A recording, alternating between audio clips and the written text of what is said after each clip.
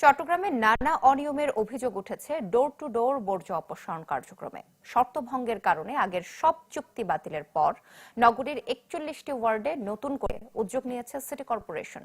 আগামী ১ জুন থেকে শুরু হবে ঘরে ঘরে বর্জ্য অপসারণের কাজ।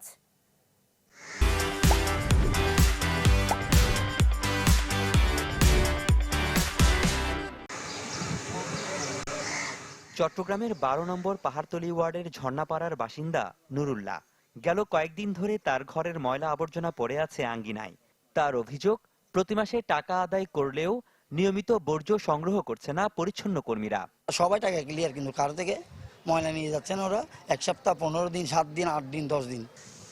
এলাকাটির প্রায় সব বাসাবাড়িতে একই অবস্থা, ফলে দুর্গন্ধে ভোগান্তির শেষ নেই এলাকাবাসীর। ডোর টু ডোর বর্জ্য অপসারণ কর্মসূচির আওতায় এলাকাটিতে ময়লা সংগ্রহ করে মেসাজ পাওয়ার সোর্স নামের একটি প্রতিষ্ঠান, যাদের বিরুদ্ধে নানা অনিয়মের পাশাপাশি অভিযোগ উঠেছে বাড়তি টাকা আদায়েরও। অনেকদিন ধরে ময়লা নিতে আসতেছে না, প্রায় ৮-১০ দিন। প্রতি মাসে টাকা ঠিকই নেই, কিন্তু ময়লা নিতেছে না।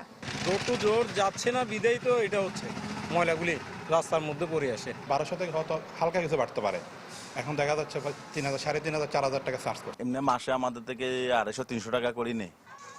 ফলে শর্ত ভঙ্গের অভিযোগ এনে সম্প্রতি প্রতিষ্ঠানটির সাথে চুক্তি বাতিল করেছে কর্পোরেশন।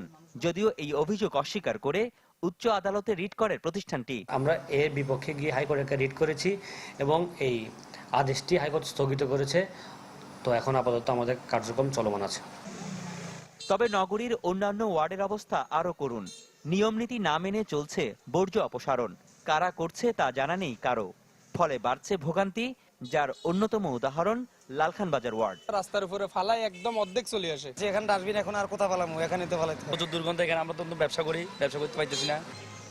এই অবস্থায় গেল ২৩ মার্চ সব চুক্তি বাতিল করে নতুন করে ৪১টি ওয়ার্ডে ডোর টু ডোর বর্জ্য অপসারণ কার্যক্রম শুরুর কথা জানায় কর্তৃপক্ষ।